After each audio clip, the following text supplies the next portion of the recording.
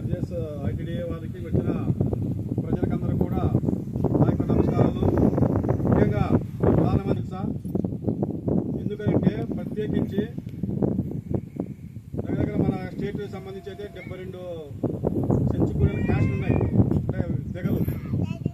అందులో ప్రత్యేకించి ఓన్లీ సెంచు వారు మాత్రం చాలా వెనుకబడి ఉన్నారు.